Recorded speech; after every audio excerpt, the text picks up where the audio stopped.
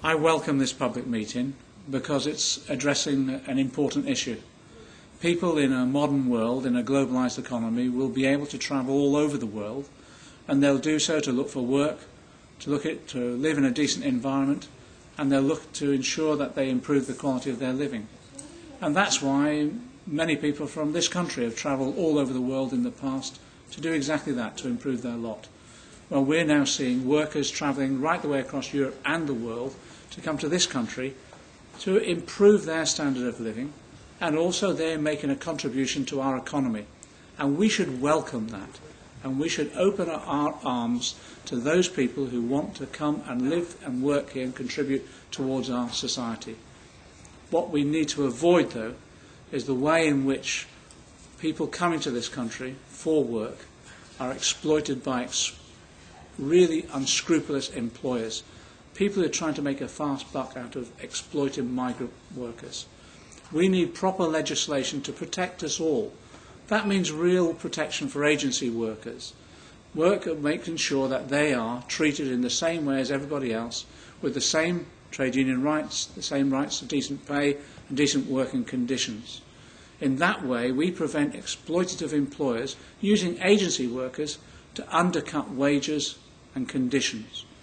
We also need to ensure that there's no discrimination against people because they come here from another country and they're willing to work and settle here. We've got to stop those who want to divide us. We've got to ensure that we work together. And one way of doing that, is welcoming migrant workers into our institutions.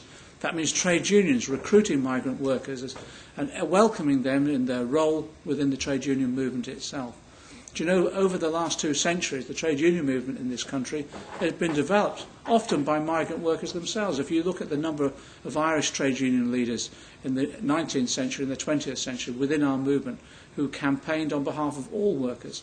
And it's the same now with many Asian and Afro-Caribbean leaders within our trade union movement who've come and enriched our overall campaigning and our overall movement.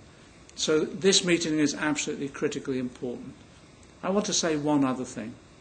We seem now to allow organisations like the BNP to campaign to divide our communities, exploiting individual issues like shortages of housing and low pay and long working hours, and targeting individual communities to blame them. What we have to recognise is not individuals or migrants that cause these problems, it's society itself.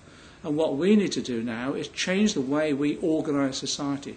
And that means a fair redistribution of wealth and power. So if we do need homes, we build them. We have the resources. We're the 5th richest country in the world. If we need decent pay and tackle poverty and low wages, well, let's redistribute wealth.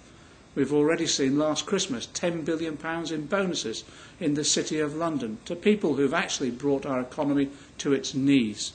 What we need to do now is look at how we plan our economy in the interests of all of us. And in that way, we bring about a country in which we improve the standards of living for all living here. At the same time, we have a cohesive country, people working together in fairness and equality.